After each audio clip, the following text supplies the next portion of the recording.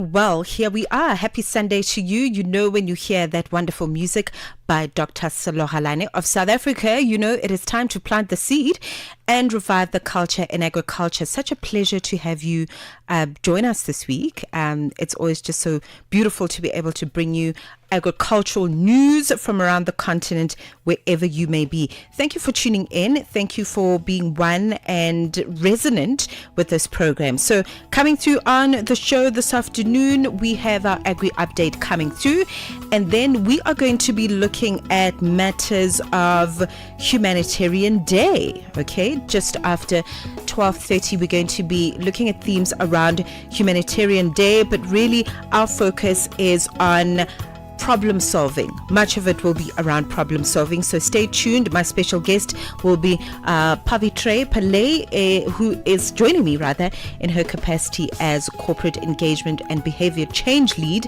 at WWF in South Africa, and she is putting forth word around challenging all of us as African people to fix the cause, not just the crisis. All right. And I think this is a bold rethinking around matters of conservation and the like. So she's going to be joining me in this first hour, just after 1, our good friend, after a minute and a half. She's back on the program. Her name is Enyonam Manye, better known as the Ghanaian farmer. All right. She's going to be coming through, and we're going to be exploring the shea butter trade in Ghana, particularly the participation of women who have for centuries actually been at the forefront of shea butter trade. So that's much of the show. We've got a food fact as well coming through, so make sure that you tune in for all of that and so much more. It is 13 minutes into midday. My name is Mmatseko Mosito, with you until 2 p.m.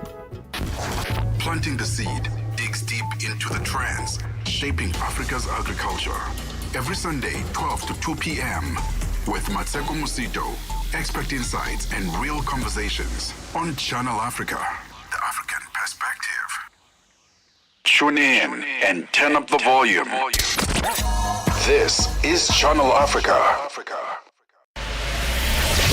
She builds, she leads, she rises.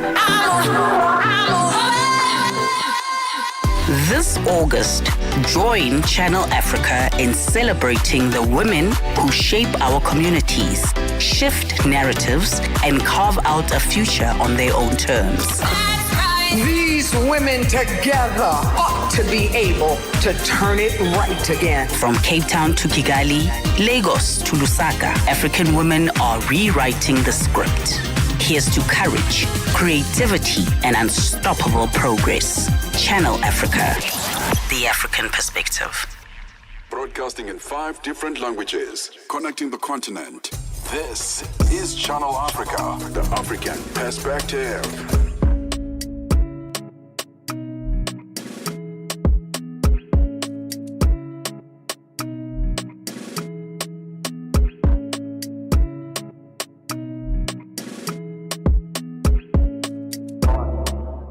And I've been living fast life, but I see it in slow. Oh no. Nationally recognized, digitally accessible across the globe. When Africa speaks, the world listens, and Channel Africa makes sure that people and the things that make Africa smile. For business, for culture, for Africa, partner with Channel Africa, because Africa's voice is the perspective you won't hear anywhere else. The Upside, 1 till 4. Africa is a story, a living, breathing, ever-evolving masterpiece. And for over 5 decades now, one voice has told it like no other. Channel Africa. We put on a little bit more color. More than just a broadcaster, Channel Africa is the pulse of the continent. African-led, African-run, and deeply rooted in its heritage. It's the only international station that speaks to Africa in its own voices. English, Kiswahili, Chinyanja, French, and Portuguese. The languages that unite a billion people. Africa and beyond. We have been there through every shift, every milestone, and every triumph. Not just reporting history, but shaping the conversations that define Africa's future. Across borders, across time zones. For brands, media planning, and advertisers, Channel Africa is more than just a platform. It's an opportunity.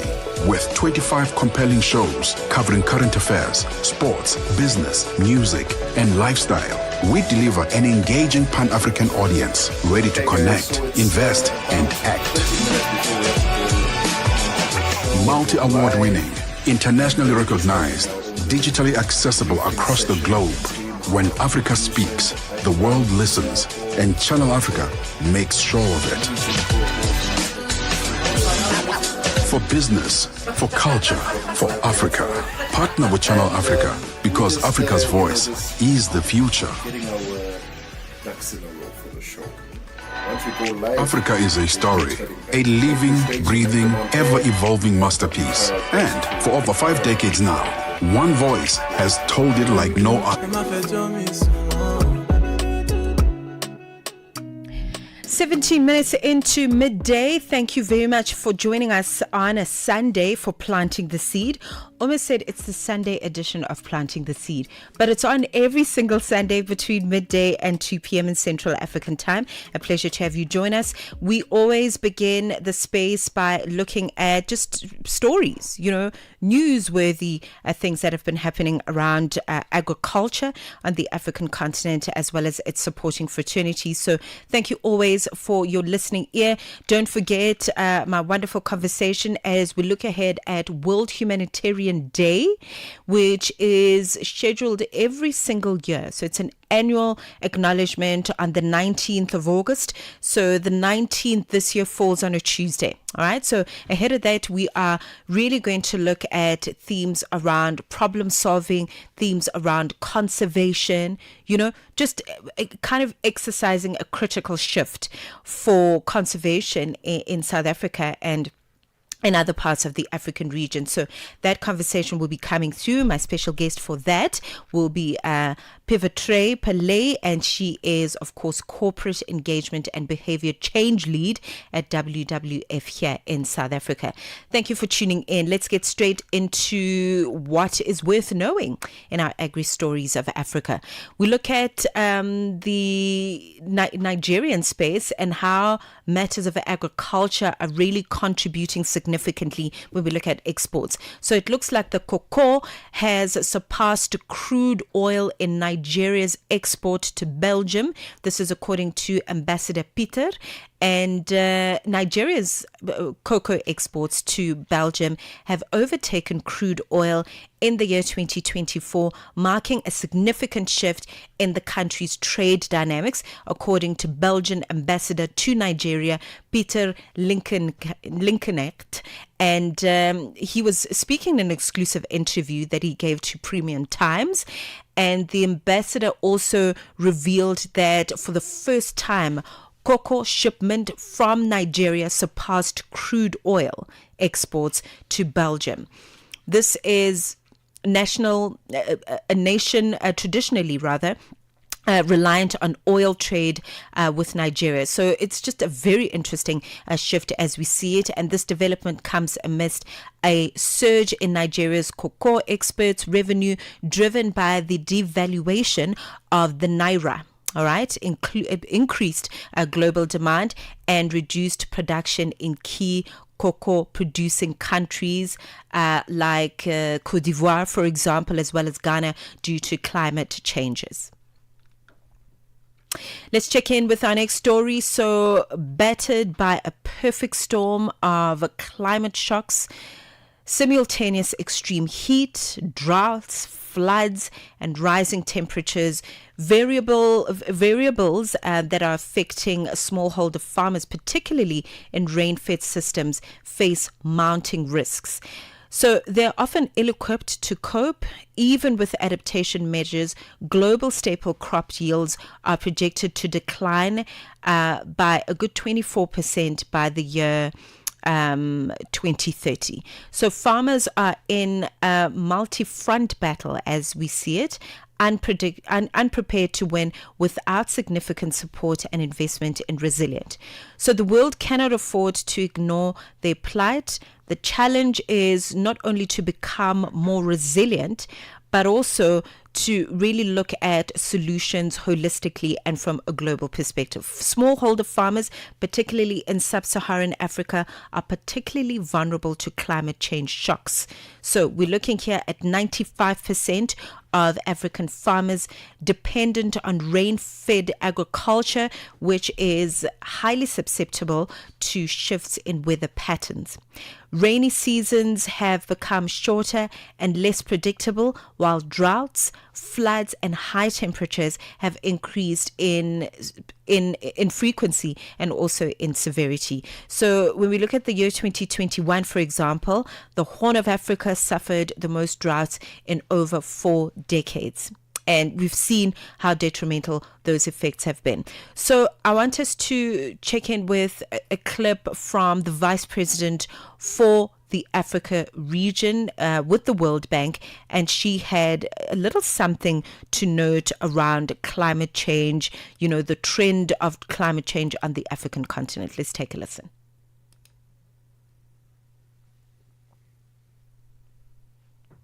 The impact of climate change is deep and it has profound consequences.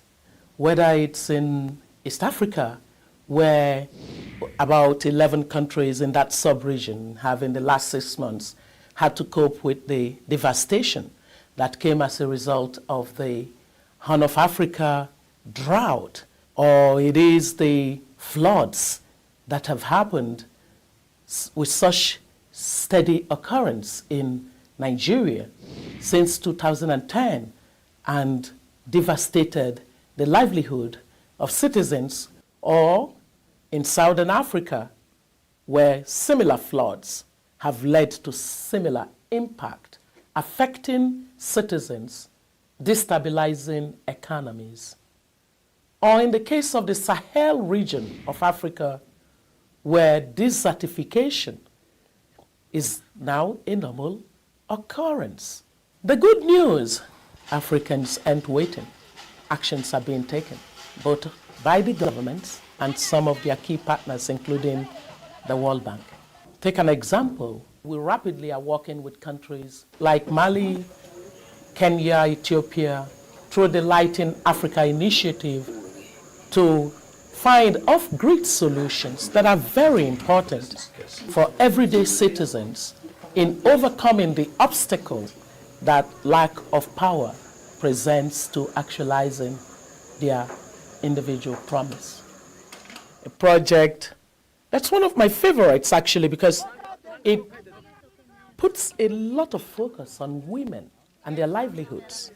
And so this is a project that helps communities regenerate the forests and to earn income by the purchase of the carbon capture by the World Bank through a carbon trading facility. Another interesting project that you find on this site has us supporting the government on a bus rapid transit project that helps to make the movement of people and vehicle in Lagos much more rapid and efficient, enhancing productivity, creating opportunities for more jobs. And in this project, you would see how this reduces the impact of pollution on that city. So the climate change as a topic is not purely about threats. It's actually the opportunities that it presents to Africa in completely transforming its development path. All right, so as you heard it, that was the voice of the former vice president of the World Bank, and she was really just talking about, weather patterns, what's happening within agriculture and how it's affecting African regions. That is Ms. Obigeli Eze Kwisili, and she is the former vice president of the World Bank, but she's also a very well-known, respected, renowned recognized economist from Nigeria and very well versed when it comes to agriculture and its supporting fraternities and really all matters to do with the economic space. All right, so I did mention that we will be acknowledging and observing World Humanitarian Day on the 19th of August. It's a hashtag Act for Humanity theme for the year 2025. So the 19th of August, we mark World Humanitarian Day. And this is basically a time to honor those who step into crisis to help others and to stand with the millions of people whose lives hang in the balance. This year, the message is very clear. The humanitarian system is stretched to its limits, underfunded, underwhelmed, or overwhelmed, as it were, and under attack. There are bombs that are falling and causing complete disaster in many parts of the world. Humanitarian workers are there in the front row and really holding the line and keeping people alive. We see this in the news all the time, okay?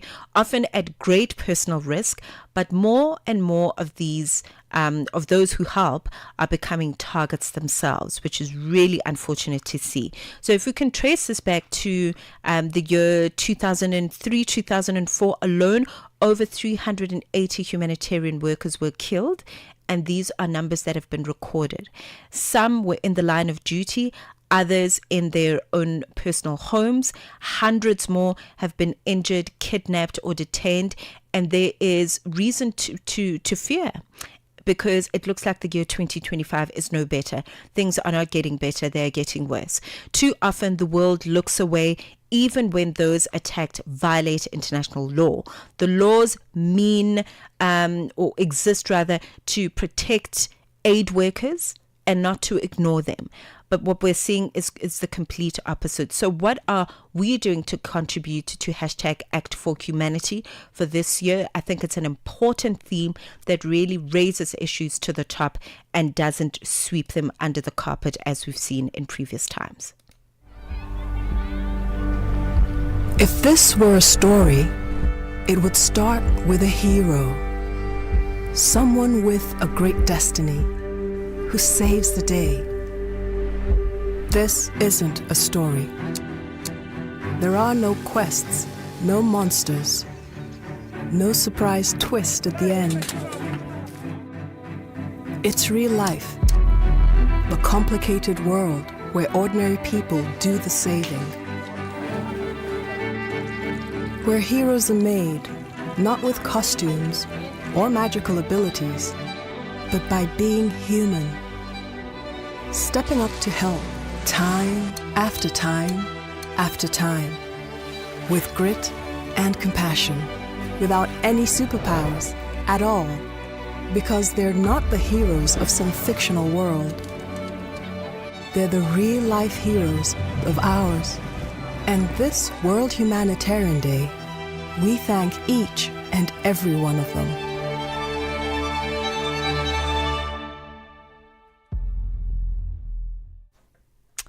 Really big and very important hashtag to be mindful of. So just note it, okay? Write it in your diary, put it on your phone, hashtag Act for Humanity. And for me, Humanitarian Day is just a wonderful time to sort of celebrate all kinds of humanitarian workers. Of course, as you heard me mention before we played that wonderful clip, it was more about the people that are working in disaster relief. But artists are humanitarians. You know, there's so much music that is composed in the name of humanitarianism, as it were. The likes of Angelique Kidjo, she is one of our greatest and most powerful humanitarians. Artists like Umusangare, you know, people that are also working in visual arts, you know, the likes of Peter Kantuli, for example, who's also got an exhibition that he's going to be having towards the tail end of this year alongside his good friend Willie Bester. What they are doing is humanitarian work, environmentalism. If you look at how they're taking waste, industrial waste, turning it into public art, which makes it accessible, which is teaching, you know, children of this generation what it means to be active, what it means to be humanitarian, what it means to take care of your environment. So I love the crossover into various spaces and fraternities, and that's what we also need to be mindful of. But coming through before the close of this hour, just stay tuned. I'm going to be speaking to Pivotre Pele, and we're going to really be looking at the world of WWF South Africa, but also I like her call. I like Ms. Pivotre's call for us to really challenge society in terms of not only fixing the cause, or rather fixing the cause and not just the crisis. Okay, she's going to unpack that and so much more ahead of World Humanitarian Day. Stay with us. Welcome to Planting the Seed with Mmatseko Mosito on Channel Africa. Agri-tech, innovation, and the voices growing Africa's food future. Planting the Seed with Mmatseko Mosito every Sunday from 12 to 2 p.m. only on Channel Africa, the African perspective. Ahoy, matey! Captain here to help, right, boys? Set sail with us on a digital voyage like no other. Channel Africa has a treasure trove of awesomeness. That is our website and social media pages. Tell me, why are you here? We want you to be part of our adventure. The winds are changing, Captain. And this time... Imagine a world where curiosity knows no bounds, where entertainment meets enlightenment, and where every click leads to the African perspective. Visit us on our website, www.channelafrica.co.za, or follow us on Instagram or on X at Channel Africa 1. Go on, like us on Facebook at Channel Africa 1. So, spread the word. Tell a friend that Channel Africa's online variety is what they need on the web. Channel Africa, the African perspective. I had to run away and hide. Something happened in the middle of the night. I came inside without a sound. Suddenly my life was turning upside down. All that I could feel was pain, and strangers came and took my soul away. Like a deadly hurricane, I know my life will never be the same.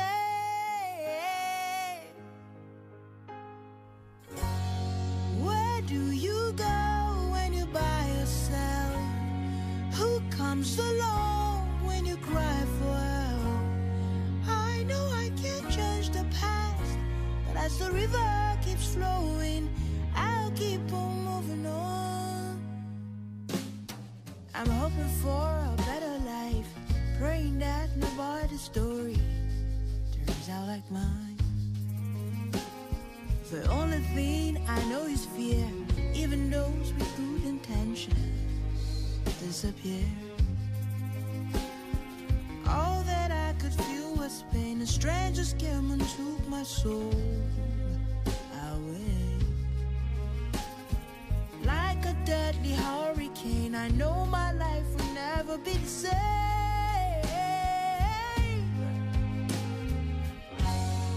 Where do you go when you're by yourself?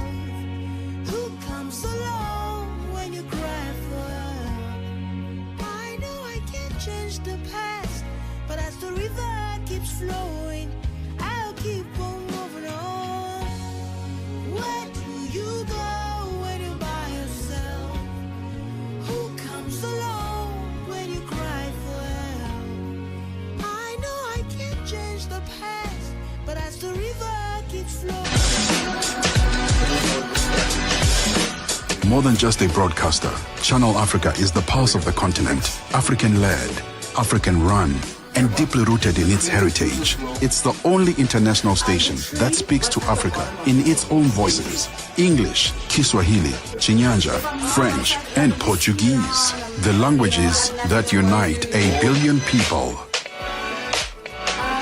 We have been there through every shift, every milestone, and every triumph.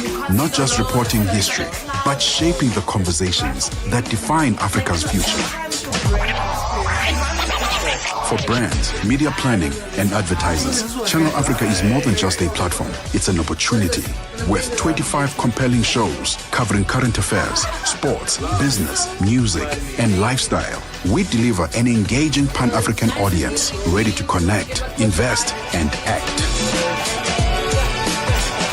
Multi-award winning, internationally recognized, digitally accessible across the globe.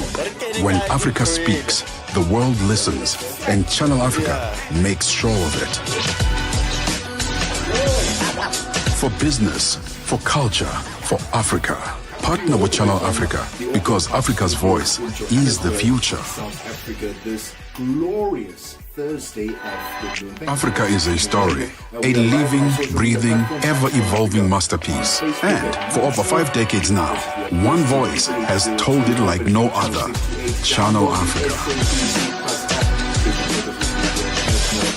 More than just a broadcaster, Channel Africa is the pulse of the continent, African-led, African-run, and deeply rooted in its heritage. It's the only international station that speaks to Africa in its own voices: English, Kiswahili, Chinyanja.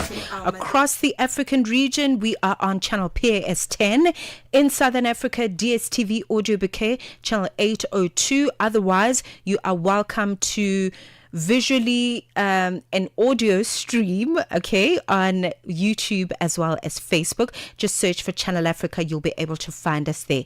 Wonderful music coming through from Nigeria's very own Asha, coming through with Moving On. This is us weaving some beautiful African music as we talk agriculture and look at its supporting fraternities as well. So, World Humanitarian Day, you heard us talk about the big theme that is hashtag Act for Humanity for the year 2025. It's a really big theme, okay? That's not sweeping things under the carpet, but rather bringing the issues to the service around, especially people that are working in disaster relief, the things that they have to deal with. So how are you and I going to hashtag Act for Humanity this year on the 19th of August? Something to think about.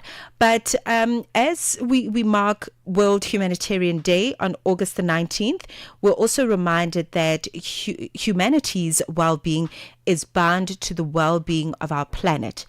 Today, we're joined by a woman who's leading the change in being able to connect these dots, as it were. Pavatre Pillay is a corporate engagement and behavior change lead at WWF here in South Africa. And she's put forth a wonderful challenge, okay? Challenging all of us here on the African continent to fix the cause, not just the crisis, calling for bold rethinking of conservation as an act of justice, care, as well as community. So it looks like together we can explore this. We can fight for climate justice and really make sure that we think about social justice in a different manner and exercise some critical thinking as we move forward and look at some solutions for tomorrow that are rooted in inclusion, that are rooted in equality, as well as local leadership. A pleasure to welcome Pavatre on the show. Pavatre, welcome to Channel Africa. Thank you so much for your time on a Sunday. Good afternoon, and thank you for having me. Happy to chat. Thank you. Let's talk about the work of WWF. Perhaps I haven't heard about the work that you do, even though you've been around for many, many decades. But just for the sake of the listener, talk to us about the work. Thank you. So WWF stands for the Worldwide Fund for Nature. And, most people, when they see WWF and they see our iconic panda logo, yes, they always think we only work on wildlife, but we do so much more. We work on ecosystems. We look at understanding how things fit and knit together. We work with some of the biggest corporates around their environmental footprint, their water usage. We work in our strategic water source areas. And more importantly, we work with communities in those areas. We work with smallholder farmers. We work with small-scale fishers, but we also work with big industries, big commercial farmers, and it's all around securing our future through a healthy planet. It's no use saving one species if everything around where that species lives, if the habitat, if the people that species engages with is falling apart, then we're actually not doing our work. So it's a very holistic approach to conservation, to safeguarding, to halting biodiversity loss, but understanding that human well-being needs to be very much a part of our work. So we have a very broad mandate of work. And like you prefaced it, our work is aimed at dealing with the problem, finding the cause, not, as I often say, putting a Band-Aid over the symptom. Right. That is the way to go. I think WWF is definitely a shining example of that. It doesn't have to be in each sold separately, because conservation is a holistic problem, if I could put it that way. They are building blocks to really finding the solution. So it's a good approach. Let's talk about this campaign. And I really like how it urges us to fix the cause, not just the crisis. Let's talk about, let's unpack the meaning of that and why it's such a critical shift, particularly in conservation matters in South Africa. Absolutely. So the campaign is around exactly first finding the root cause of what we're experiencing. So, often people will say things like, there's no water in our taps in our cities. It's due to leakage and pipes. Yes, that is a symptom. But we also need to understand that water doesn't come from your tap. Water comes from a strategic water source area high up in our mountains. And in South Africa, we have 22 of those strategic water source areas. If we do not look after those water source areas, if we keep building high infrastructure, if we keep farming with lots and lots of fertilizer and pesticides that get washed into our river systems, if we tap into that water unsustainably, no matter what you do, you'll never have water at your tap. So it's about looking and fixing that whole system. And I'm using water as an example because, as you know, water is pivotal to our lives. And it's, at the moment, too little, too late, too dirty. So we're trying to fix that immediately. And that's the understanding, is you've got to follow the journey. You got to fix it from the beginning all the way. Climate change is another one. People say, we got to fix the immediate problems. Well, no, you got to fix the big what we call higher up the pipeline. We got to deal with our national greenhouse gas emissions. We got to look at better infrastructure on public transport. We got to understand where our biggest footprints around greenhouse gases come. One of them, surprisingly enough, is not just from your what we call your big polluters. Yes, that is your fossil fuel drivers. That is, but another one that lots of people don't think about is food loss and waste. When you throw a lot of food and it lands up in landfill, it becomes methane. And methane is a very bad greenhouse gas, which helps drive climate impacts. Yeah. So, so that's what this campaign is about. It's about telling you that water doesn't come from your tap. Food doesn't come from a supermarket shelf. Petrol just doesn't land in your tank. There is a process it follows. And where we put our efforts is how we make a change at the end for all of us. I hear you loud and clear. First of all, the first thing I got, as you were speaking, Pav, is around, because we've always kind of seen conservation as this luxury issue, and just to use some of your examples around, water and the water scarcity and challenges around food insecurity, and displacement. I mean, it's really not a luxury issue. It's an everyday issue. And we need to teach it at almost grassroots level, if you will, from young children right up to adults. So how did your own upbringing, as it were, shape your view on eco-activism? Because yes, you work in a very important position at WWF, but there must have been some stuff that you've seen around you that has informed how you see the work that you do, in terms of care, in terms of community, and also justice. Thank you. Oh, that's a fantastic question. I don't get asked that question often, I have to be honest. It's pivotal that at a young age you are exposed and informed. And I grew up in a very small town in Pretoria during apartheid. It was a very Indian town. So because of forced removals, my community was only Indian. But we were based in a valley which had a big veld. that surrounded us. And I would often, being the last of 5 kids and the youngest, I would often go and play in this veld. And what I would see was fascinate me. So all the little guinea fowl and their little guinea fowl babies, we had wild hare, there were snakes, there were termite hills. And I would wonder, what is in a termite hill? Why does the structure, build itself so majestically, Right. and then survive, and why was there always snakes around them? And what was this relationship between a termite hill and a snake? And that kind of sparked my curiosity. And it was phenomenal that growing up in a very traditional Indian family, my parents still gave me the room to explore the environment. Let's be honest, when you grow up in an Indian family, you have 5 jobs. Doctor, a lawyer, a teacher, a chartered accountant, and if you chose anything else, you'd be a failure. So, being given the flexibility, the latitude to actually go out and ask these questions around the different birds, the different animals.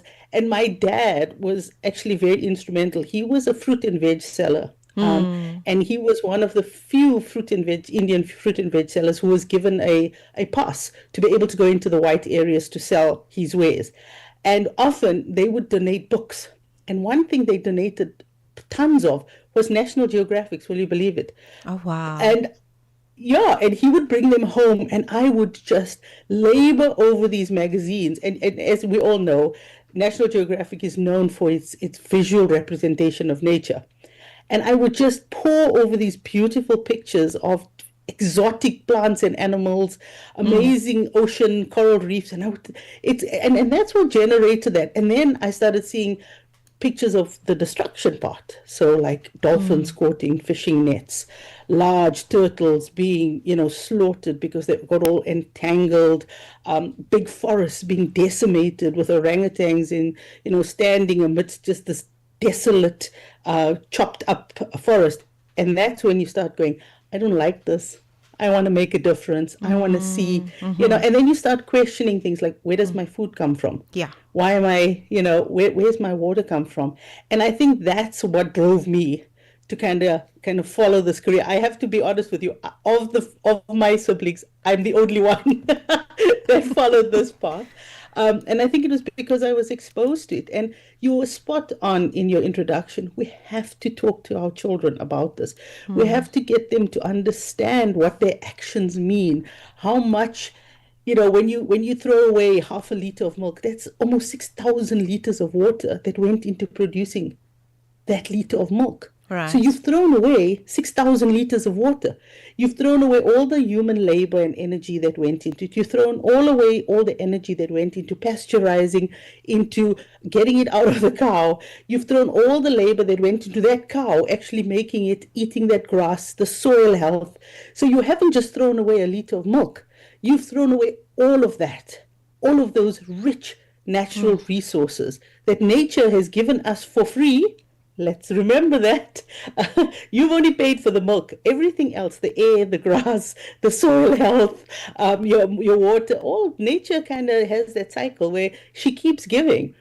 And now you've thrown away a whole, so to getting kids to understand that is so important, because when they understand something, they develop a sense of respect. And if they develop a sense of respect, they will think about their actions the next time they throw something away, the next time they overconsume, the next time they choose whether to eat a sustainably caught species of fish or unsustainably caught species of fish. Right. And very often with children, I use them because you have something called the pester power. A child has the ability to change a parent's thinking, parent's way of life, because they will pester you enough that you will change that. And that's what you can rely on. It's children helping to drive that change. But if they have the right information, are aware and armed, they can make a huge difference to the planet. Everything you said. Now I'm really glad I asked you that question. Because you would imagine, I speak to a lot of, experts and people in the corporate space and NGOs and civil society, And sometimes we are, really just obsessed with the work that we're doing, which is wonderful, and answering the question. But there's just a certain way in which you're answering the question that's so holistic that it started to make me think around our careers and our chosen paths. And I could just hear immediately that yours didn't begin as you occupied space in corporate engagement. There must be some story. And I'm so thrilled that I asked.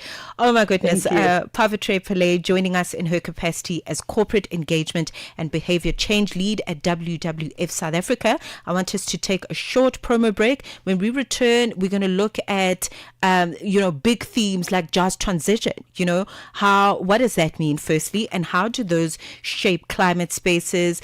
I want us to also talk about links between climate action and gender equality, all of that coming through as we wrap up in this segment. We are reviving the culture in agriculture with Planting the Seed every Sunday on Channel Africa. Africa. It's time to plug into the heartbeat of the continent. Tune in to Channel Africa, your go-to radio station that broadcasts in 5 different languages. L'Afrique du Sud célèbre la journée nationale du Kabla hujaitwa kwa jina la Double K or more of our forests have been destroyed. Tamo ndi Partido Africano da Independência da Guiné.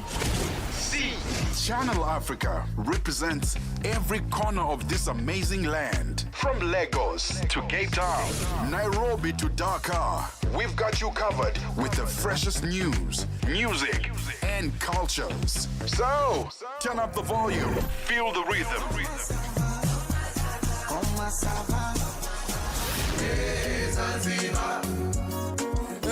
And join the conversation. Channel Africa, the African perspective. We are reviving the culture in agriculture with Planting the Seed every Sunday on Channel Africa. Welcome back. You're listening to Planting the Seed, exclusive to Channel Africa every Sunday between midday and 2 p.m. And it is a pleasure to just be in wonderful conversation with Pavatre Pillay, Corporate Engagement and Behavior Change Lead at WWF South Africa. And I'm sensing that there will be a shift after this conversation. Okay, we're going to think more critically and really open up consciousness in terms of matters around climate justice, around conservation, which is largely at the heart of the work of WWF, and of course using South Africa as an example. Pav, let's talk just transition. It's a big term. Incorporating many big themes. Let's talk about what that is. And also, let's look at it in terms of how it fits into matters of conservation, if you will. Absolutely. So, a big push in the environmental NGO space in conservation is around reducing greenhouse gas emissions. As you know, it's about climate change because of those impacts. So immediately when you think NGO, you think, oh, it's about keeping the lights off. It's about better infrastructure. It's about moving away from fossil fuels. It's, that fuel up, making our planet hotter, which then increase storms, which then increase damage to homes and livelihoods, etc., which then also can increase droughts. What very few people think about is if we move away from fossil fuels, what happens to all those people that work in that industry? Right down from the guys who work in the coal mines all the way up to big corporates. We've built an entire economy around fossil fuels. So the just transition is around taking everybody with you through your journey towards renewables and other forms of energy generation, not stopping and cauterizing, leaving all these folks behind and then building up a new industry. You can't have that, because then you have the unintended consequences of all these low-income households. And think about where our coal is mined. It's in places like Newcastle. It's in the northern province, in Mpumalanga, etc. These are not wealthy, extremely well-equipped communities. These are low-income households. You stop mining for coal and you cauterize it and say, right now we're moving 100% to renewables as of tomorrow. What happens to all these folks? What happens to those livelihoods? What happens to those households? Often in those households, that person is the breadwinner. That person is the income driver. So when you talk about a just transition, you're talking about taking every single South African with you, and that's why we call it not a just change, but a transition, because it's a journey. It's a movement. Right. It's transitioning us very slowly, very deliberately, taking every single South African. So whether the guy is in the coal mines, at the coal face, who's actually doing the hard labor, or whether they're sitting at the store where they use municipal electricity and that what drives their livelihood. It's taking all of those actors along with you as you shift to renewable energy, and then taking and giving them livelihoods and employment. I mean, we can't just close coal mines. What do we do with these little towns? I mean, we've seen it in other instances. I can give you a classic example. We've seen it in other instances where mines dry up. So mining for gold, no longer. Mining for diamonds. I mean, look at Kimberley. Mining for diamonds dries up. Entire towns shut down. You displace people because now people start moving to towns and cities where there is jobs, where they think there's employment. But can they find employment when all you know how to do is to mine? So the just transition is around taking all of that from labor, looking at our labor laws, trying to understand what our unions are doing. How can our unions enable people that have to go through the transition? Because they do. They represent the lower income households. They are the reason we unionize, is because they give those lower income people a voice. It's about catalyzing initiatives, looking at renewables, catalyzing initiatives that will then employ people that would have otherwise be without work. That's right. It's about feeding industries. I mean, most of our economy runs on fossil fuels.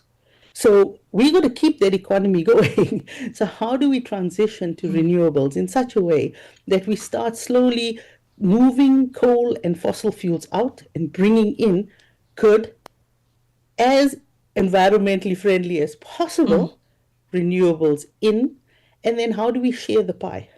How do we ensure that every household still gets power? How do we ensure that we have enough in the grid so we don't end up in a deficit? And that's just transition. It's exactly that.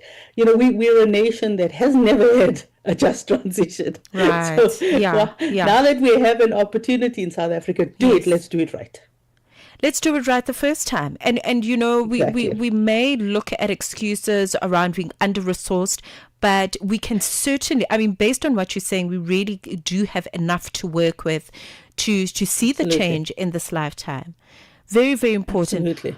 Okay, we are running out of time, but and I really wanted to dig a little deeper, so it looks like we may have a part 2. But let's talk about the upcoming World Humanitarian Day, okay, the 19th of August, a very important one to commemorate. I really just want to get your thoughts around call for action. What is the important call for action now from the WWF South Africa, especially for those that feel powerless in the face of, it's just such big, some of the issues that you mentioned are really, really big systematic issues. Where do we begin? Absolutely. So as strange as it may sound to some people, WWF South Africa actually really promotes World Humanitarian Day.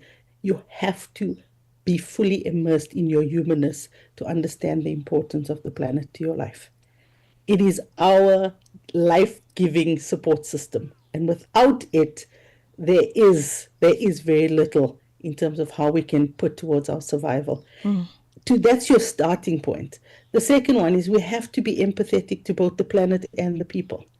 We have to think, as in a just transition, we have to think about everybody involved when we make these big changes. And that's what WWF is putting. We're putting not just planet first, we're putting planet and people first. Right. And, and that's what's important. That's understanding that dynamic, that human beings are very much part of nature's ecosystem. You talked about conservation earlier. We are part of that.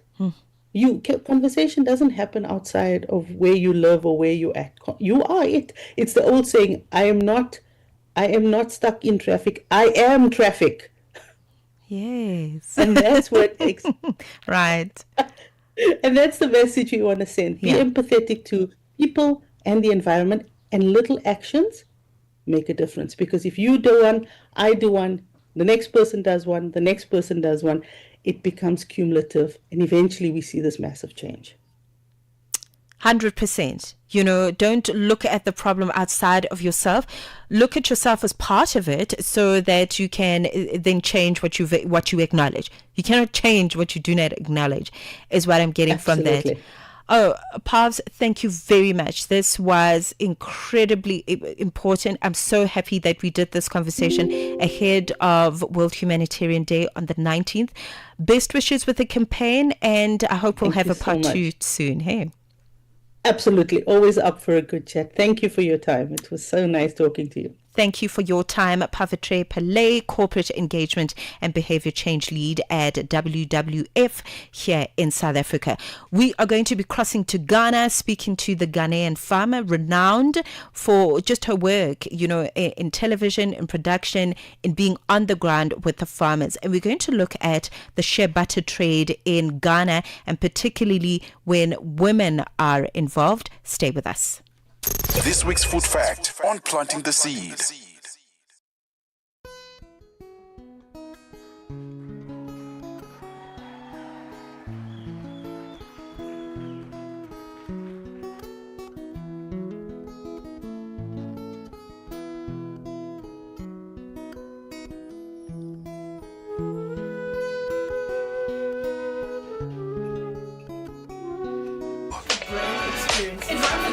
We have been there through every shift, every milestone, and every triumph. Not just reporting history, but shaping the conversations that define Africa's future.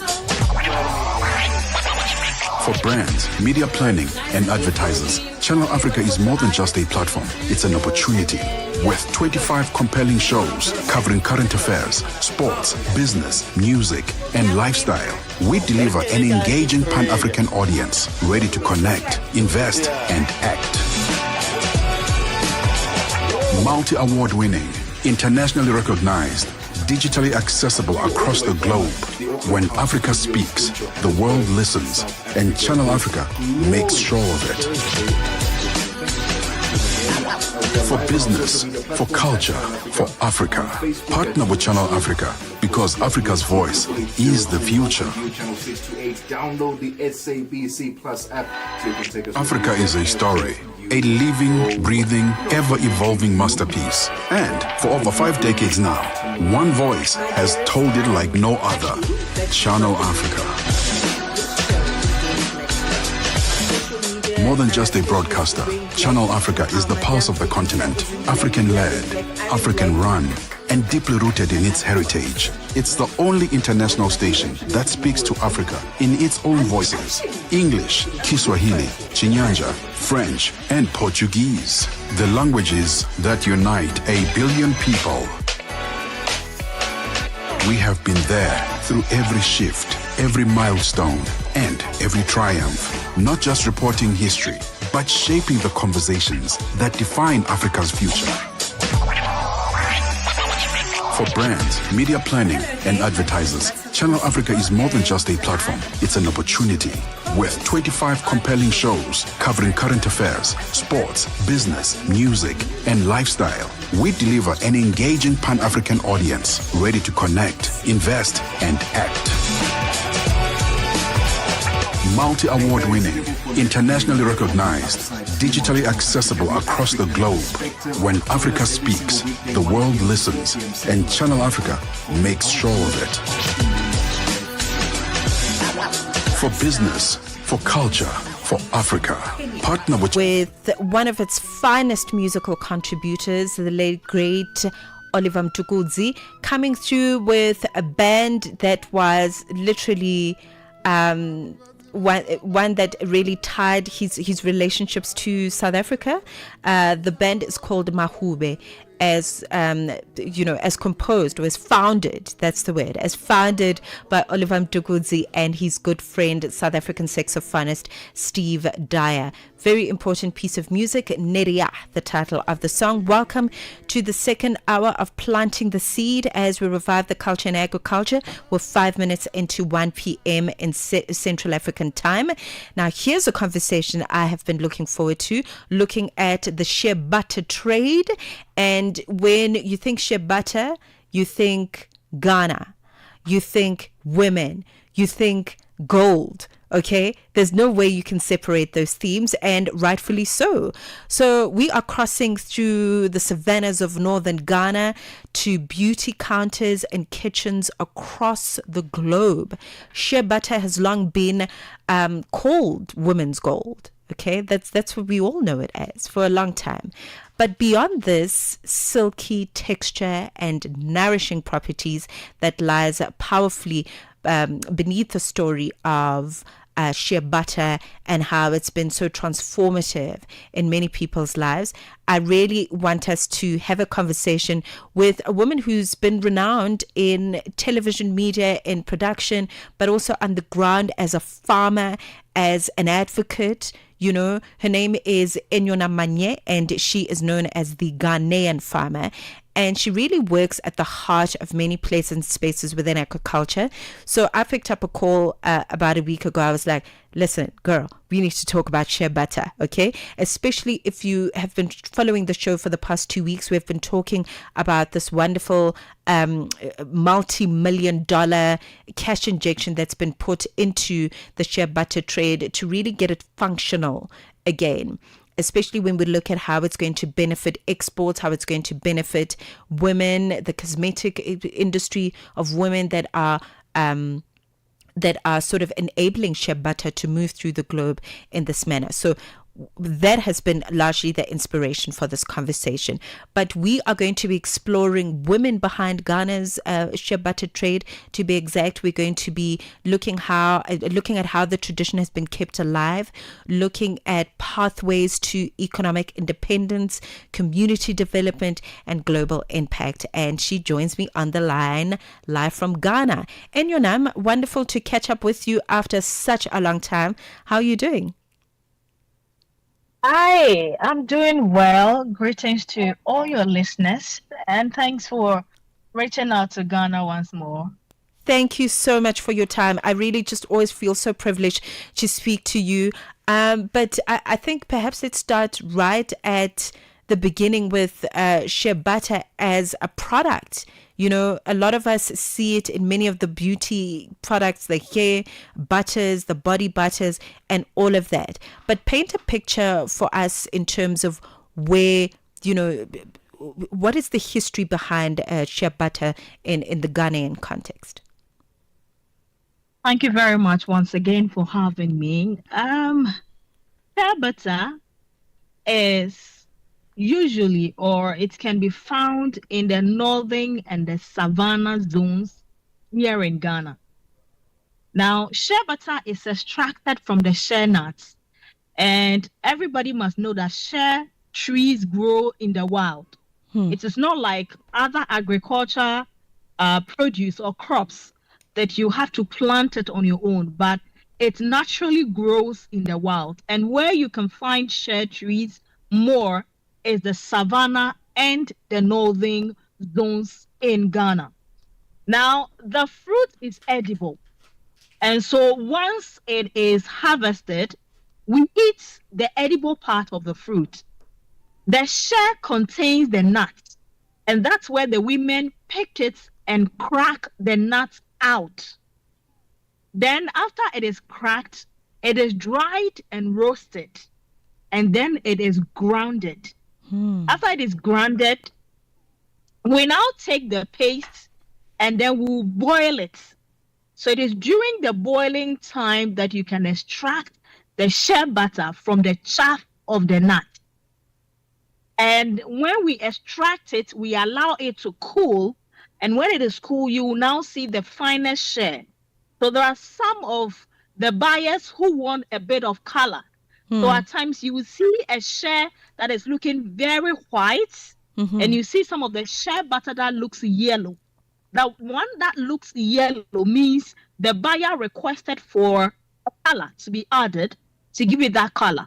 But the natural color of the shea is the one that looks pure white.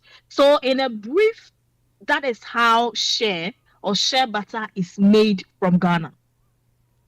That is fascinating. I mean, that entire process is one that many of us are unfamiliar with. The fact that it is ground first and then cooked, to give it that silky texture so it can be used in product is very important to note. And it also is significant to note just how much labor goes into crafting the final product. So Exactly. yes, it's one of the, I mean, when we look at Ghana, let's look at Ghana. It is one of the world's leading producers of shea butter. What do you think makes Ghanaian shea butter so highly valued at an international scale? So Ghanaian shea butter is of high quality due to the fact that it grows organically in the savannah and the northern regions of Ghana. Mm-hmm. It is usually extracted pure and undiluted. So some of the other countries or in other parts where shea butter is processed and sold, people might find other ways of diluting the authenticity of the shea.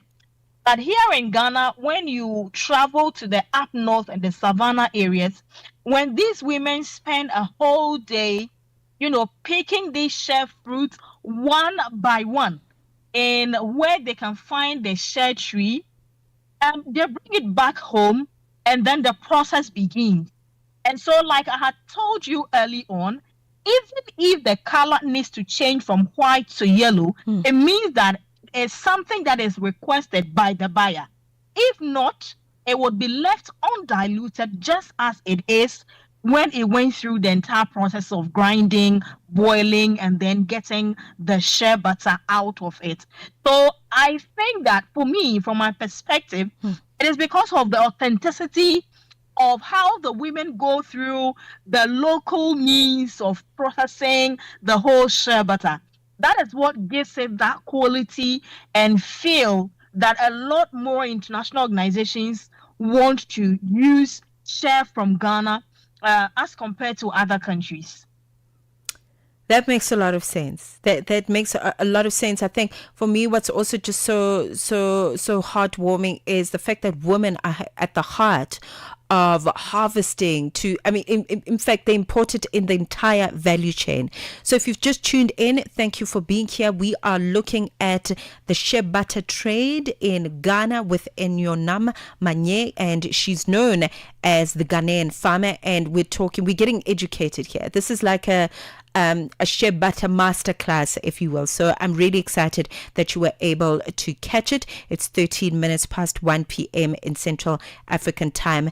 And let's talk about women. Women playing a central role in the shea butter trade. How does the industry, as you and I speak, impact livelihoods of women, but also just the communities that surround them as well?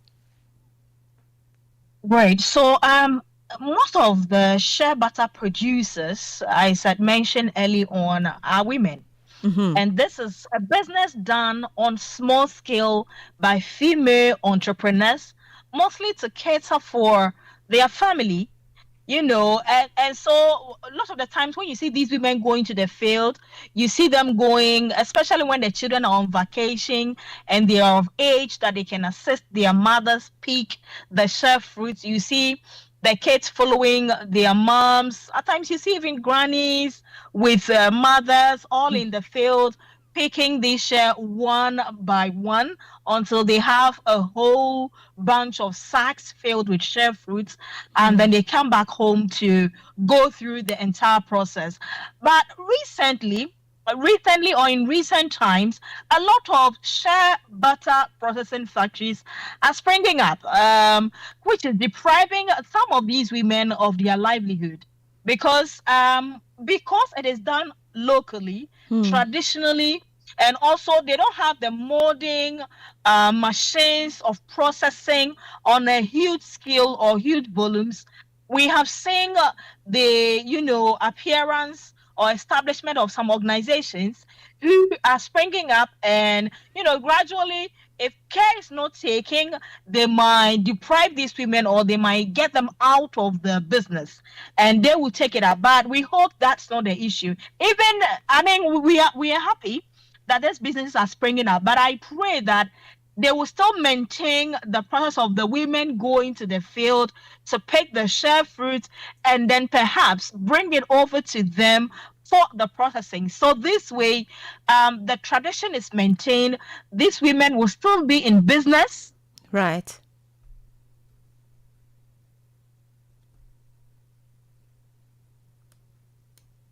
In your name?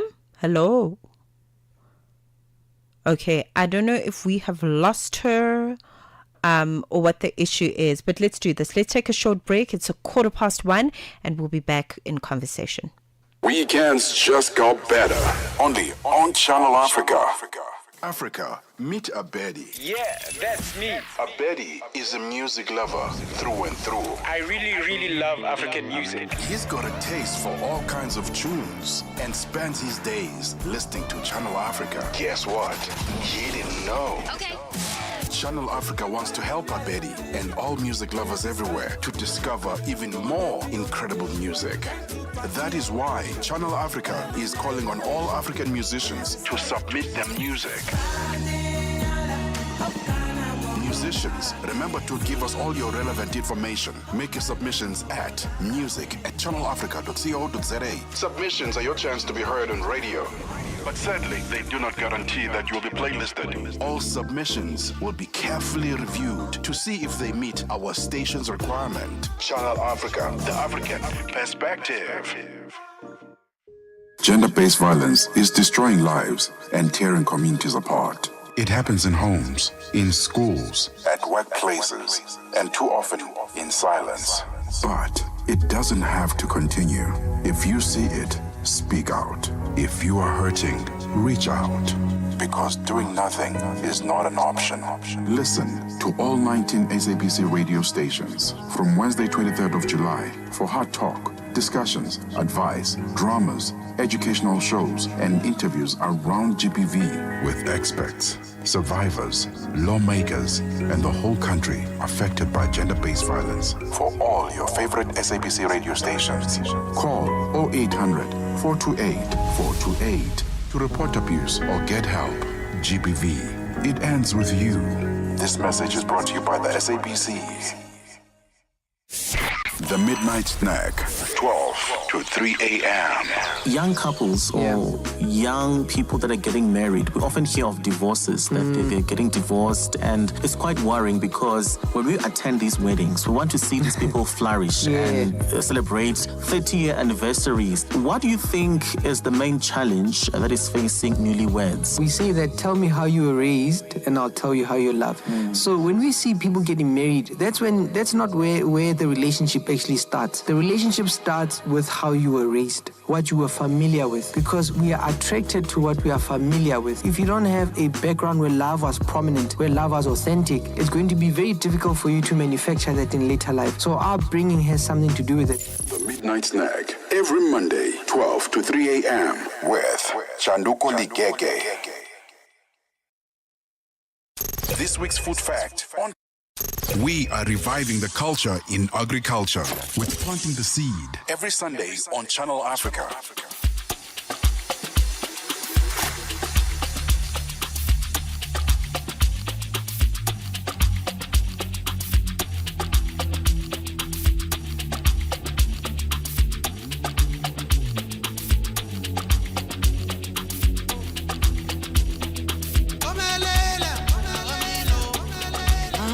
Africa, because Africa's voice is the future. I, of course, work with the wonderful Tebohole Puleni, and Africa is a story, a living, breathing, ever-evolving masterpiece. And for over 5 decades now, One voice has told it like no Africa has a Channel voice. Africa. And that voice is Channel Africa.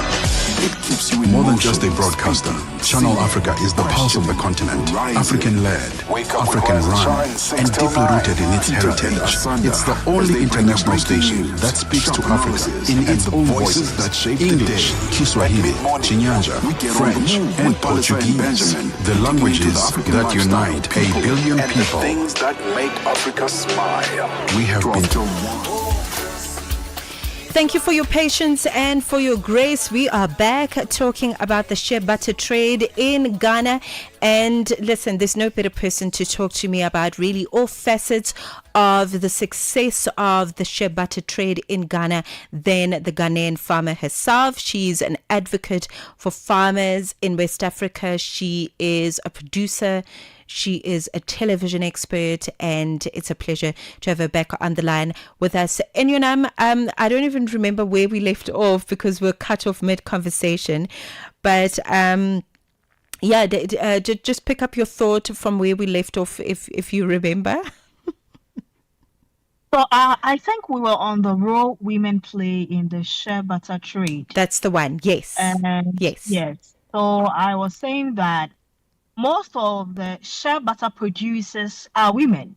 And this is a business done on small scale by female entrepreneurs, mostly to cater for their family and their children. You know, they support the family, and that is what have been their livelihood. So from picking to the processing, and then the finished product is sold to those who are going to add extra value to it. I mean, the specific industry like the cosmetic industry, they are the ones who largely do this. But in recent times, we've seen the surge of some of these cosmetics industry owners coming to establish factories, and if care is not taken, it might deprive these rural women of their livelihood.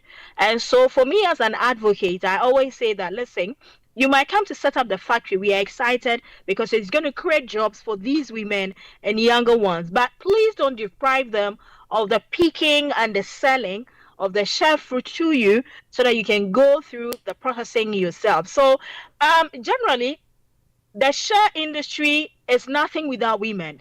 Women are very key in the sustainability of this shea business from days of our grandparents up on today.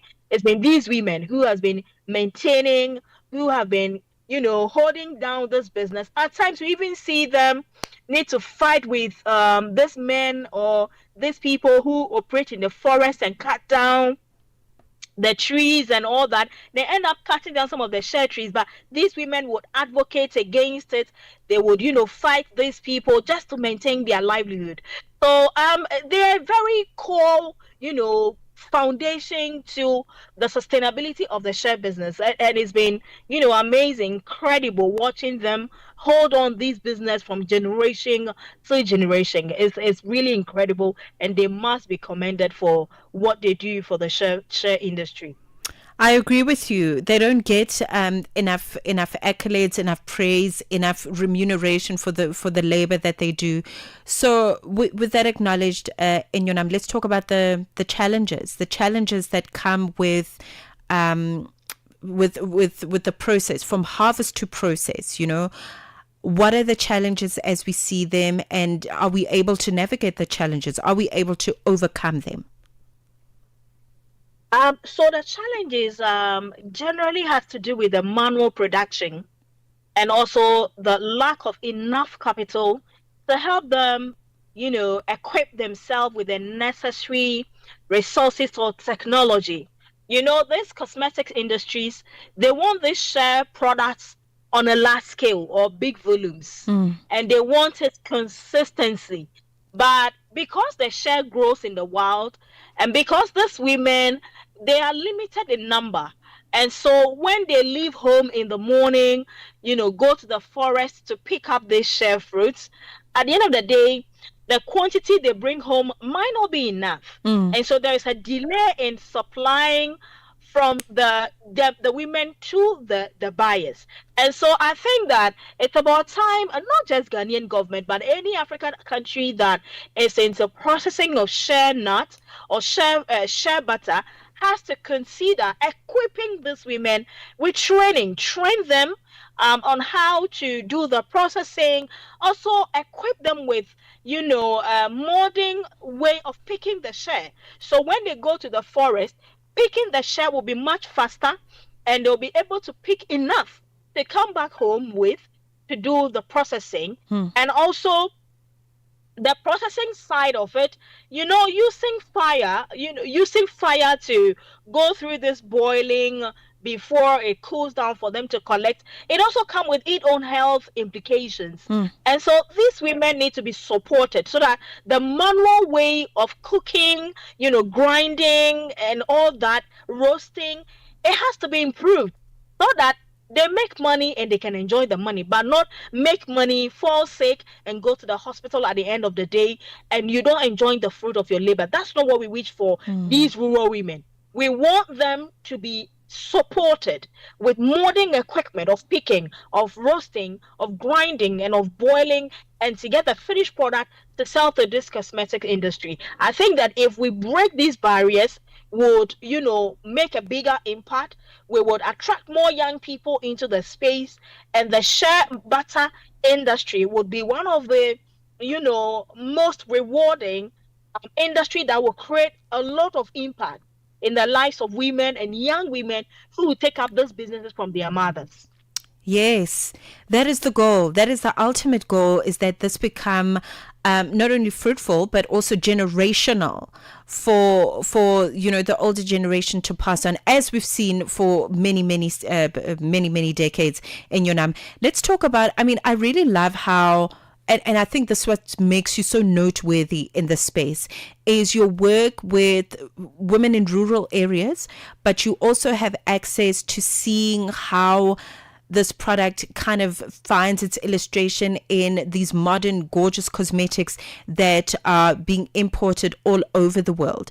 So talk to me, just based on your access to the rural side of things and the women in urban areas in Ghana, how have you seen shea butter sort of change the lives of women? Sourcing shea butter in recent times has gotten better, and a lot of women, if not for this business, we don't know how they are going to support the children, support their husbands, and also even contribute to external family affairs. And so the shea butter industry has been a generational business. Yes. It's being a business that has empowered women. It has helped women who fortunately couldn't go to school but have become entrepreneurs. And so for me, when you travel, anytime I travel to the north, the first time I engaged a group of women who are into the processing of the shea butter and all that, I even met young ladies who are in second cycle school, and I asked her, why are you doing this? And she said, I am in school, but when I'm on vacation, I come to the center. So it was a center where these women gather to bring all the shea they've picked in the wild, come together, and then they go through the process step by step, and then it is sold to the buyer. They make their money. They share according to the number or the sacks of shea you brought or the kilos of shea you brought, and that's how they are supporting their children going through school, the husbands at a point, and contributing to the home. So for me, I think that it has really transformed a lot of lives, especially rural women. They've worked in this business for a long time, and it is what have been supporting them and holding them down, because not all the women or not all our mothers can gain employment in the city or in the corporate industry. Right. But when you go to the share industry as well, it is a whole business on its own. It's a whole corporate space, and that's where they also find their livelihood. That's where they are empowered. That's where they generate revenue and income to support themselves. So it's been life transforming, I must say. When you meet some of these women who have been in this business for a long time, some of them have assets to show that this is what, picking of share and processing has done for me and my family. And they are proud of it. Oh, I love hearing a success story. It's very easy for us to get lost in the problems, but at the end of the day, this has been a sustainable network for many centuries, by the sounds of things. I want us to end off on the note around consumers. And I want you to share how consumers, whether we are on the African continent, regardless of where on the African continent we are, or whether we are tuning in abroad, there needs to be a call for ethical and women-centered shea butter production support. What would your call to action be around that? How can we actually support women-centered shea butter production, and how do we know if we're ethically supporting the right products? Thank you very much. This is where, this is one of the things, the elements. This is one of the reasons I found myself amplifying the voice of farmers or everybody in the agriculture value chain. Until I went to the north to meet these women and done a documentary piece on them, I wouldn't have appreciated the effort. The whole day spent just to make sure that at the end of the day, a cosmetic industry or sector gets this shea butter, quality undiluted shea butter, to process into fine product for you, the consumer, to use. Now, I feel that we need to assist these women anytime possible in terms of patronizing their product. So there are a lot of people, when they want to buy this product, they want to buy it at a price they feel like they want to buy.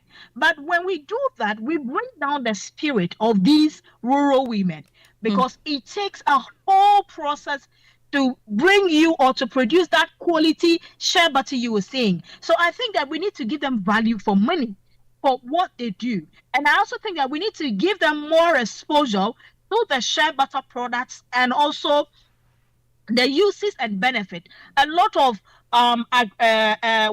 media houses, you are different. You find time and dedicate time on your channel or your program to talk about agribusiness and agriculture and share some spotlight on what rural women are doing. But not all media houses are doing that.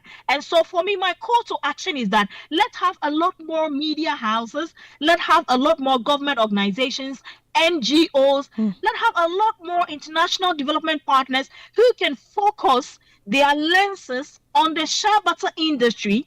Let go and support, let go and empower, let go and patronize these rural women and the products they do out of shea. Because if not for them, this shea fruit would have been rotting, it would have been lying in the forest, and that's it. But through their intelligence, through their effort, at the end of the day, you and I have that finest cream you use in the house. It is thanks to these women, and they need to be celebrated in that. We need to put the spotlight on the work they do. We have to. It is responsibility, it is obligation. What you're mentioning around how, these sort of raw materials that make the shea butter, the seeds, could have just been lying around and really just causing gas house emissions. But the women are taking them. So there's environmental work in there. There is economic work. There's social development. There is social cohesion because the women get together and do this work together. There are so many benefits to shea butter trade. These are the things we've got to be conscious of as people that are moving into a new earth or that are now part of the new earth. Where do your products come from? Where does your food come from?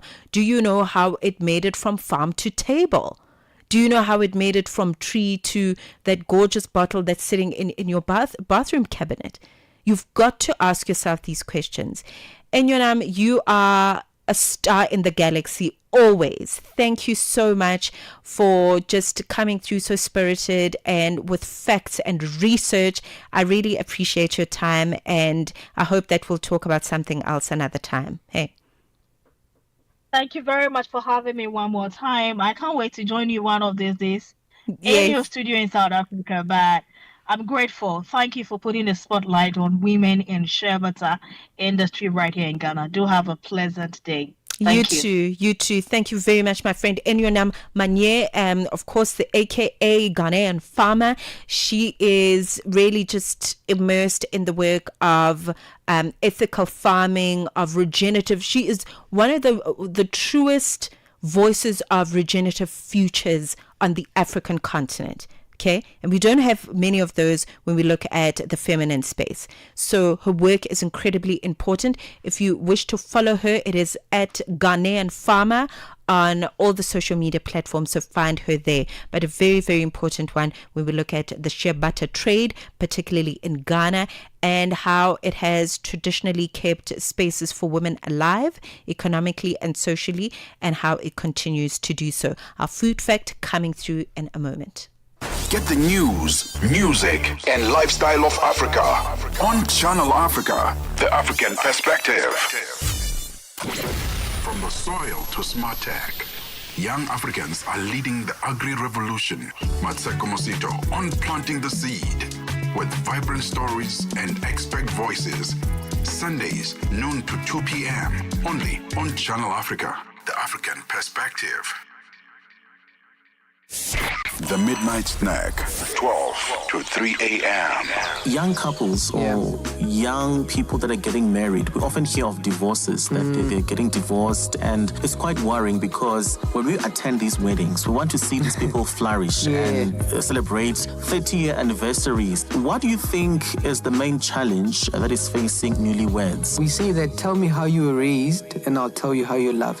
So when we see people getting married, that's not where the relationship actually starts. The relationship starts with how you were raised, what you were familiar with, because we are attracted to what we are familiar with. If you don't have a background where love was prominent, where love was authentic, it's going to be very difficult for you to manufacture that in later life. So our upbringing has something to do with it. The Midnight Snack, every Monday, 12 to 3 a.m. with Chanduko Ligege. You are listening to Planting the Seed with Mmatseko Mosito on Channel Africa.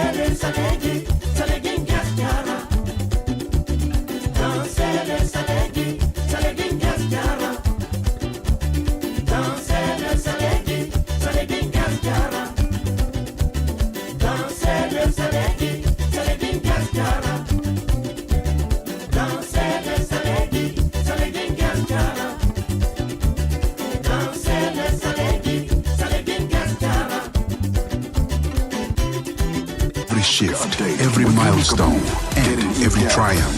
Not just reporting history, but shaping the conversations that define Africa's future. Live and real.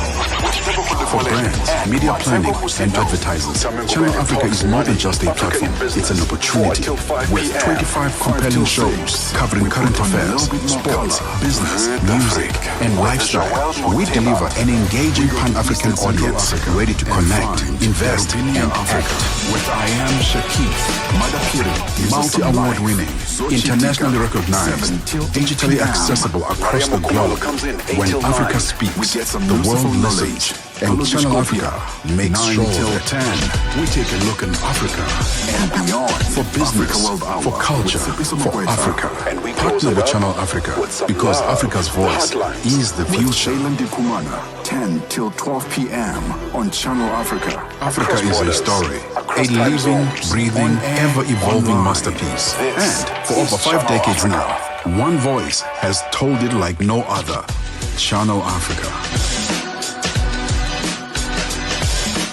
More than just a broadcaster, Channel Africa is the pulse of the continent, African-led, African-run, and deeply rooted in its heritage. It's the only international station that speaks to Africa in its own voices: English, Kiswahili, Chinyanja, French, and Portuguese. The languages that unite 1 billion people. We have been there through every shift, every milestone, and every triumph.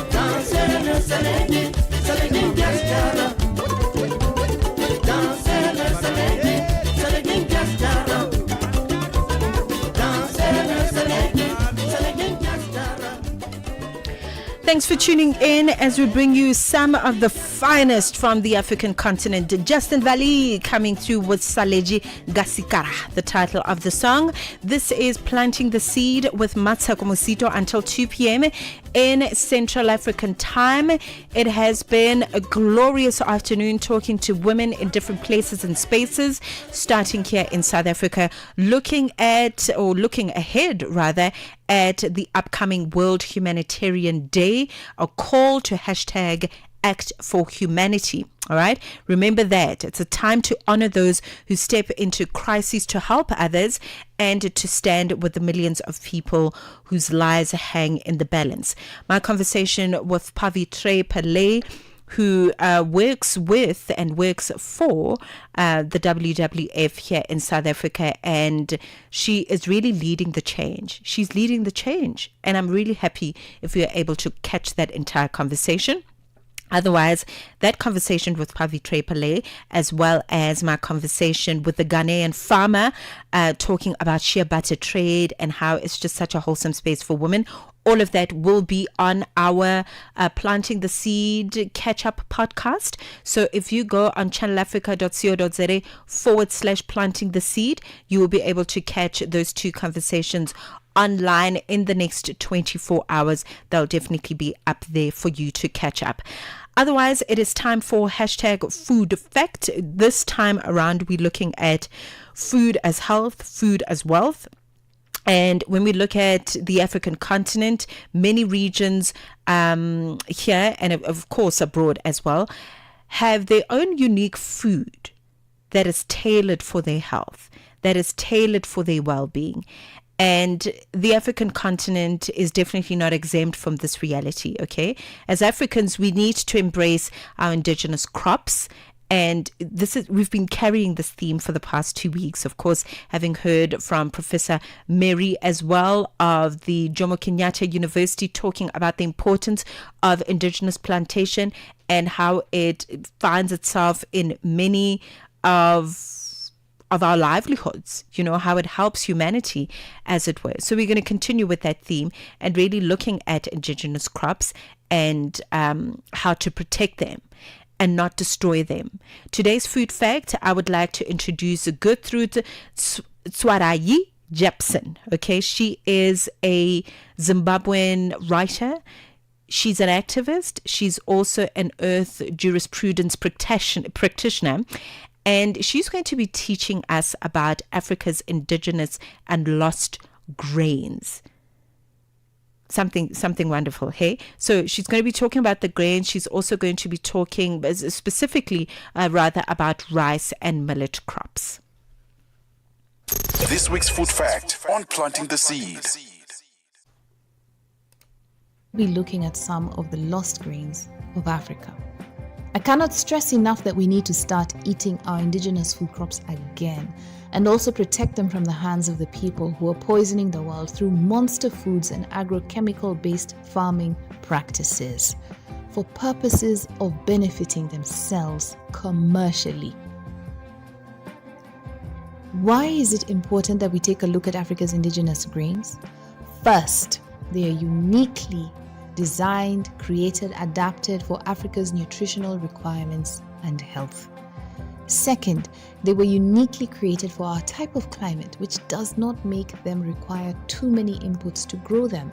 Third, for a people to dissociate themselves from their indigenous food crops, grains, vegetables, and even fruits, for whatever reason, is to set themselves on a path of self-destruction. What was African food like before we started westernizing and opening ourselves to all manner of diseases? We have to go back to those foods. Our overall health is greatly tied to them. Our friend Dr. Gidai explained to us that even during changes of seasons, the body needs specific nutrients that are available from specific plants and specific fruits in the environment around them. Food is intelligent. Our bodies are intelligent. Together they work to provide for you optimal health. There was nothing left to chance when God created things. Now, here is a short list of some indigenous African grains that we need to begin to eat again, and also start to protect before they are wiped out by wicked minds who only see money and not people. Be reminded that this list is not exhaustive. African rice. Most people think of rice as an exclusively Asian crop. I know I did for the longest time. But farmers have grown native rice, species Oryza glaberrima, in parts of West Africa for at least 1500 years. The fact is that there are only two species of rice in the world, Asian, which is Oryza sativa, and African, which is Oryza glaberrima. One of them is healthy and good for you as an African, but not many Africans eat it. Many Africans don't even know it exists. The other is not quite so healthy, but everyone loves it. Did you know, for example, that much of the state of South Carolina in the US was once covered in fields of African rice brought over by the Africans who were stolen from Africa? Or that it was first cultivated in Mali several thousand years ago? This crop comes in a wealth of different types that are planted, managed, prepared, and eaten differently. Some mature quickly and will fit into seasons and situations where other cereals fail. The grain is much like common rice, although the husk around it is usually red. This plant not only has promise in its own right, but its genes might also eventually benefit the production of common rice worldwide. Finger millet. In parts of East and Central Africa, not to mention India, millions of people have lived off finger millet, species Eleusine coracana, for centuries. One of the most nutritious of the major cereals, it is rich in methionine, an amino acid critically lacking in the diets of hundreds of millions of the world's poor. The plant yields satisfactorily on marginal lands, and its tasty grain is remarkable for its long storage life. The fact that certain Africans thrive on just one meal a day is attributed to the nutritive value and filling nature of this grain. Fonio, or acha. An indigenous West African crop, fonio, comprising two species, Digitaria exilis and Digitaria iburua, is grown mainly on small farms for home consumption. It's probably the world's fastest maturing cereal and is particularly important as a safety net for producing when other foods are in short supply or market prices are too high for poor people to afford. But fonio is much more than just a fallback food. It's also a gourmet grain. People enjoy it as a porridge, in soups, or as couscous with fish or meat. The plant grows well on poor sandy soils. It too is rich in the amino acid methionine. It also has a high level of cysteine, a feature that is an even rarer find in a cereal. With its appealing taste and high nutritional value, this could become a widespread gourmet grain for savanna regions, perhaps throughout much of Africa or even much of the world. It might well have a big future as a cash crop and export commodity. Pearl millet. Some 4,000 years ago, pearl millet, species Pennisetum glaucum, was domesticated from a wild grass of the southern Sahara. Today it is the world's 6th largest cereal crop, but it has even greater potential than most people imagine. Of the major cereals, pearl millet is the most tolerant of heat and drought. It has the power to yield reliably in regions too arid and too hot to consistently support good yields of other major grains. These happen to be the regions that will most desperately need help in the decades ahead. Already, water is shaping up as the most limiting resource for numerous economies, even some of the most advanced. However, that has been managed is a video for another day. Agriculture is usually a country's biggest user of water. Thus, for nations that have never heard of it or perhaps regard it with scorn, pearl millet might quickly rise to become a vital resource. Sorghum. Globally speaking, sorghum is the dietary staple of more than 500 million people in more than 30 countries. Only rice, wheat, maize, and potatoes surpass it in the quantity eaten, and those have been globally manipulated because they're the easiest to produce, and they produce much of the world's manufactured food goods. No matter where you are, Channel Africa is always with you. Okay, a bit of ending things on an educational note, looking at the wonderful food facts around food as health, food as wealth. And I'm having a conversation with our T.O. Wiseman around what actually has happened to these grains. Where are these indigenous wild caught rices and millets and mabele and sorghum? Where are they in their natural form? You know, I think you and I have a lot of work to do today in terms of really going back to basics. And many thanks once again to Gertrude Swarai Jepson, who is a Zimbabwean activist, an earth jurisprudence practitioner, and a writer.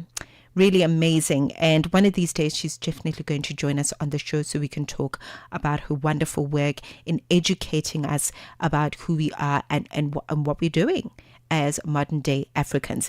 It is that time of the day, 10 minutes to go till it's 2 p.m.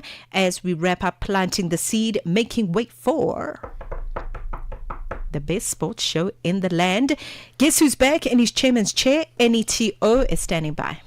A very good afternoon, MM, and a very good afternoon to all the Channel Africans, especially the Africa at Play family. We are counting down about 9 minutes to an exciting edition of Africa at Play, where we will be talking to different stakeholders under the umbrella of sports globally. We will be talking to Tony Robani, our correspondent based in Lagos, Nigeria, about the 2025 AfroBasket, where the D-Tigers of Nigeria in supremacy battle with Cameroon's Lions for the quarterfinal ticket. And it's exciting because even in the women's edition, the D-Tigresses got to meet the Lionesses of Cameroon. So it is a West African derby. Exciting indeed. And we'll also get to speak to Noah Booth. Now, Noah Booth is the son of Matthew Booth. Now, it will be interesting to find out if when he does his thing on the pitch, does he also get the praise that goes like, Booth? You know how it goes. The former Bafana captain. It's also exciting, to realize the like father, like son element. And this is where you realize the importance of parents being around, not just mothers, but fathers too, because fathers have a massive influence in their kids' direction in sport. If someone has played football, chances are high the son or the daughter will play football. I mean, Stanton Fredericks played football, the daughter plays football, so it's like father, like daughter kind of vibe, you know. And our topic of the day is a very exciting one. It is Women's Month, but we tweaked it a bit. We're speaking about men's netball, because we see women's netball is doing well on the African continent, but how far is men's netball?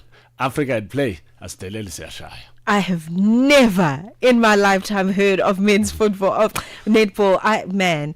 Listen, all the more reason for me to tune in as I wrap up the show, and I hope that you'll be able to join them as well as they bring you the Sunday edition of Africa at Play. That's Neto Chimani, always full of surprises. I'm telling you, it's going to be a wonderful one just after 2 p.m.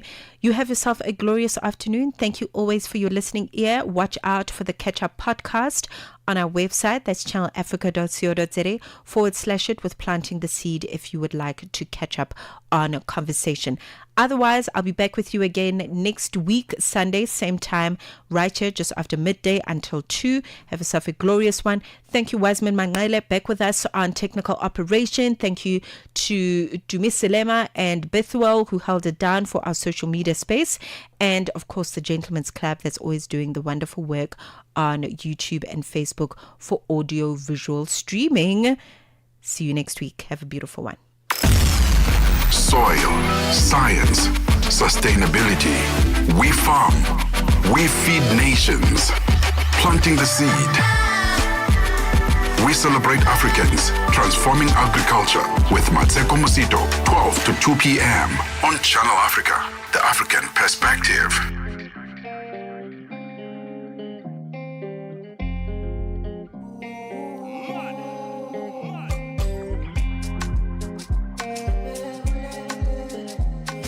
English, Kiswahili, Chinyanja, French, and Portuguese. The languages that unite 1 billion people. We have been there through every shift, every milestone, and every triumph. Not just reporting history, but shaping the conversations that define Africa's future. For brands, media planning, and advertisers, Channel Africa is more than just a platform. It's an opportunity. With 25 compelling shows covering current affairs, sports, business, music, and lifestyle, we deliver an engaging Pan-African audience ready to connect, invest, and act. Multi-award winning, internationally recognized, digitally accessible across the globe. When Africa speaks, the world listens, and Channel Africa makes sure of it. For business, for culture, for Africa, partner with Channel Africa, because Africa's voice is the future. Africa is a story, a living, breathing, ever-evolving masterpiece. And for over 5 decades now, one voice has told it like no other. Channel Africa. More than just a broadcaster, Channel Africa is the pulse of the continent. African-led, African-run, and deeply rooted in its heritage. It's the only international station that speaks to Africa in its own voices. English, Kiswahili, Chinyanja, French, and Portuguese. The languages that unite 1 billion people. Africa is a story. We have been there, breathing every shift, every milestone, and for over every triumph now. Not just reporting history, but shaping the conversations that define Africa's future. For more than just a media planning and advertisers, Channel Africa is more than just a platform. It's an opportunity with 25 compelling shows covering current affairs, sports, business, music, and lifestyle. We deliver an engaging Pan-African audience ready to connect, invest, and act. The languages that unite 1 billion people. Multi-award winning. Internationally recognized, digitally accessible across the globe. Milestone. When Africa speaks, the world listens. Not just reporting and history, Channel Africa makes sure of it that define Africa's future. For business, for culture, for brand, for Africa, planning, partner with Channel Africa, because Africa's voice is the future. With 25 compelling shows covering current affairs, sports, Africa is a story, music, a living, breathing, ever-evolving masterpiece. Pan-African audience for over 5 decades now. One voice has told it like no other. Channel Africa, multi-award winning, internationally recognized, digitally accessible. More than just a broadcaster, Channel Africa is the pulse of the continent. The world African-led and African-run, and deeply rooted in its heritage. It's the only international station that speaks to Africa in its own voices. Africa, English, Kiswahili, Chinyanja, French, voice, and Portuguese. The future. The languages that unite 1 billion people. Africa has a voice. We have been there through every shift, every milestone, and every triumph. Not just reporting history, but shaping the conversations that define Africa's future. Peter and Asanda, as they bring you For brands, media planning, and advertisers, Channel Africa is more than just a platform. It's an opportunity. With 25 compelling shows covering current affairs, sports, business, music, and lifestyle, we deliver an engaging Pan-African audience ready to connect, invest, and act. Powerful stories And the perspective you won't hear multi-award winning, internationally recognized, digitally accessible across the globe. When Africa speaks, the world listens, and Channel Africa makes sure. 4 till 5 p.m. 5 till 6. For business, for culture, for Africa. Partner with Channel Africa because Africa's voice is the future. And find Darubinia Africa with I Am Shakif. Africa is a story, a living, breathing, ever-evolving masterpiece. And for over 5 decades now, one voice has told it like no other. Channel Africa. 9 till 10. We take a look at Africa and beyond. More than just a broadcaster, Channel Africa is the pulse of the continent. African-led, African-run, and deeply rooted in its heritage. It's the only international station that speaks to Africa in its own voices. English, Kiswahili, Chinyanja, French, and Portuguese. The languages that unite 1 billion people. We have been there through every shift, every milestone, and every triumph. Not just reporting history, but shaping the conversations that define Africa's future. For brands, media planning, and advertisers, Channel Africa is more than just a platform. It's an opportunity. With 25 compelling shows covering current affairs, sports, business, music, and lifestyle, we deliver an engaging Pan-African audience ready to connect, invest, and act. Multi-award winning, internationally recognized, digitally accessible across the globe. When Africa speaks, the world listens, and Channel Africa